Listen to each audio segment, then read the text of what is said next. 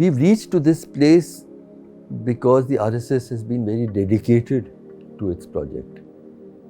For long periods, they were not in power.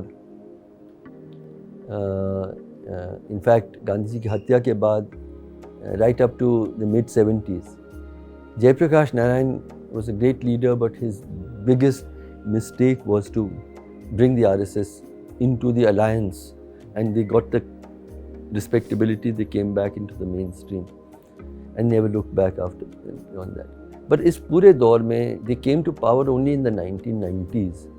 तब तक वो मेहनत करते रहे समाज में अपने तरीके से, बिल्कुल एक अलग, और मैंने बहुत उनको नज़दीकी से देखा, दंगों में वो क्या करते हैं, नफ़रत कैसे फैलाते हैं, वो उनका डेडिकेशन है। वहाँ हम लोग क्या किए, और समाज के लोग, but this is gathering of Congress sympathizers and supporters. I feel that the Congress,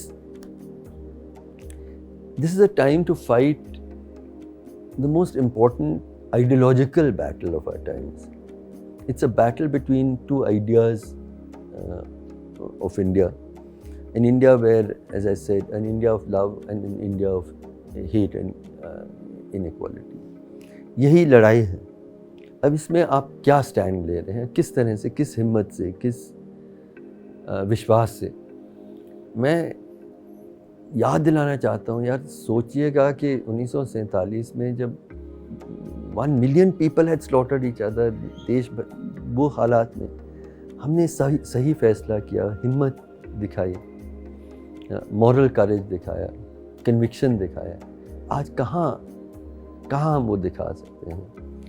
At every place of lynching that I go, one of the questions I ask is, has anyone from the Congress come to share your pain?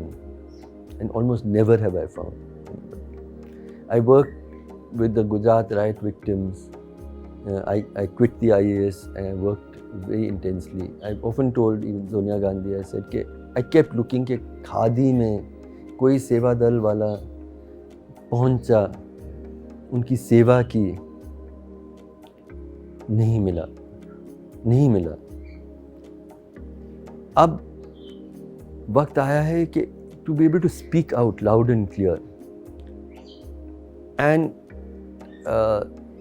I've noticed over and over again कि lynching के वक्त में, या ये सारी चीज़ें जो मैं कह रहा हूँ, जेनोसाइडल हेट स्पीच के बारे में, आप बाकी सब का आप कहने के लिए तैयार हैं, इसमें आप नहीं कह रहे।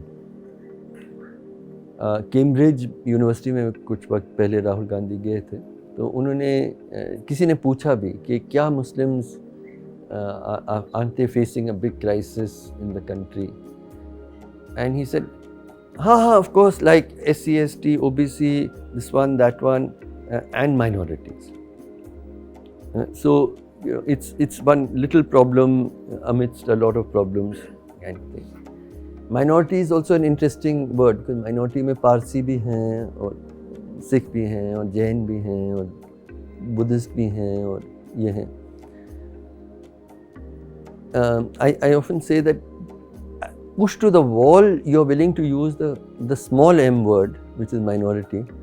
Capital M word, Muslim, आप कहने के लिए ही तैयार नहीं हैं। जो ये सॉफ्ट, मतलब जो इलेक्शंस हमने मध्य प्रदेश, छत्तीसगढ़, राजस्थान में देखा, खास करके छत्तीसगढ़ और मध्य प्रदेश, वो मेरे स्टेट्स हैं जहाँ पे मैं IAS में था, उनको बहुत नज़दीकी से जानता हूँ। मैं समझ नहीं पाया कि आप एक आइडियोलॉजिकल लड़ाई लड़ रहे हैं, और आपका क्या तरीका क्या है कि you are pretending to be like your adversary. मतलब आपको इतनी हिम्मत नहीं है, तो ये सॉफ्ट हिंदुत्व क्या होता है कि मतलब हम एक्चुअली आपके हिंदुत्व के खिलाफ लड़ रहे हैं, लेकिन हमें ये हिम्मत नहीं है ये कहने के लिए कि ये आप गलत कर रहे हैं, और हम एक सेक्युलर हिंदुस्तान के लिए खड़े हैं, ये हिम्मत हम नहीं कर पा रहे हैं। तो हम एक्चुअली आपका ही चोला पहन के निकलने की कोशिश कर रहे हैं। मनोज झा और मैं एक पैनल में थे, तो उन्होंने बहुत खूबसूरत बात कही उन्होंने कहा ये सॉफ्ट हिंदू तो मुझे समझ में नहीं आता क्या होता है, क्या एक सॉफ्ट शैतान भी होता है, एक हार्ड शैतान भी होता है, शैतान तो शैतान ही होता है नहीं।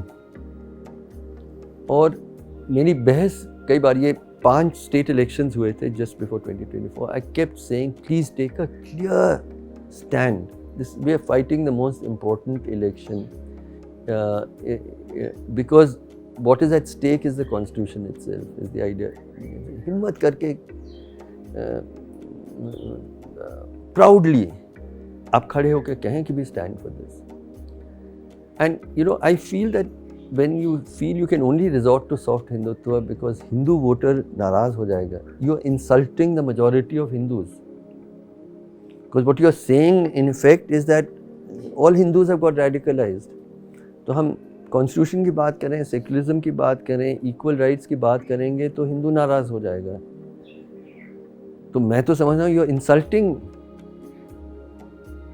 And it's a rare time where it's interesting that the 2 places जिन्होंने सबसे ज़्यादा एक्चुअल वायलेंस 47 का देखा, पंजाब और बंगाल, वो मजबूती से खड़े हैं इस कम्युनल, मतलब जिन्होंने इसको झेला नहीं है वो इसको आगे बढ़ा रहे हैं। I really feel that the Congress Party must have the courage of its convictions to fight this most important battle. And why are they not finding that courage?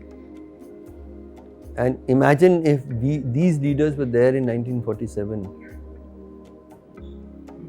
सोच लीजिए, मेरे दफ्तर में एक्चुअली एक बहुत बड़ा सा फोटोग्राफ है जिसको मैं रोज़ देखता हूँ।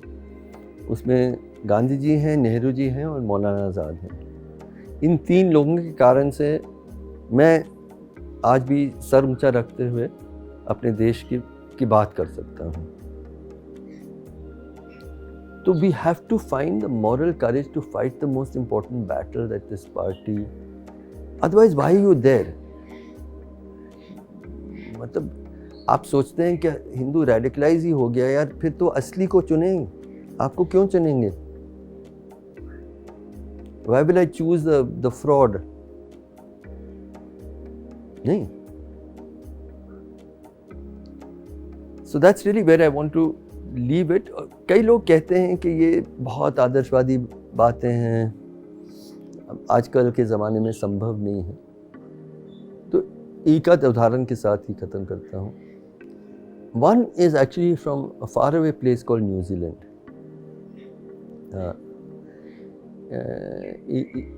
कुछ साल पहले एक घटना हुई थी जहाँ पे एक वाइट वहाँ के लोकल लड़के ने लाइव स्ट्रीम करते हुए कैमरा के साथ एक मस्जिद में गए और लोगों को कत्ल कर दिया। This was on Friday press. दूसरे मस्जिद में गए और कत्ल किया। Now Jacinda Arden, who is in her 30s, the finest of leaders in many ways, what did she do? पहले उन्होंने कहा कि मैं I don't know the name of that man. She said मैं उनका नाम ही नहीं बताऊंगी because he is not New Zealand.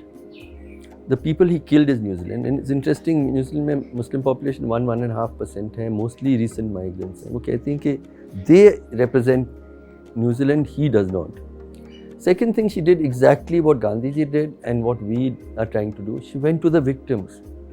उनके साथ रोएं, सर ढका because in cultural respect she covered her head. She went, और जो तस्वीरें हम देखते हैं जहाँ पे दिखता है कि वो उनके दर्द में वो शामिल हुई। नेक्स्ट फ्राइडे के जो फ्राइडे प्रेयर्स में क्या हुआ, बिकॉज फ्राइडे प्रेयर्स में ये हुआ था, ऑल ओवर द कंट्री उन्होंने अजान साउंड किया, हर टेलीविज़न स्टेशन से, हर रेडियो स्टेशन से अजान की आवाज़ हुई का कॉल हुआ।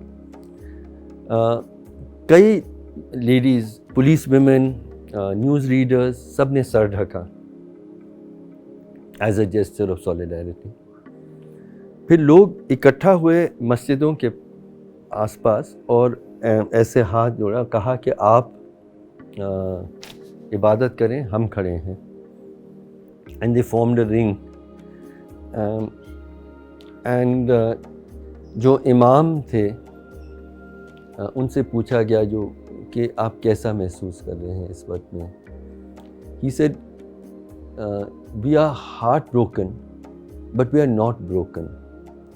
We are heartbroken because of what happened, but we are not broken because New Zealand has taught us what it means to love. मुझे लगता है कि हमारी क्राइसिस क्या है कि ये सब हो रहा है and we are not heartbroken. We are not heartbroken, which shows how broken we become as a people. आपका दिल दुखे ना, बाकी सब ठीक है, हो जाएगा.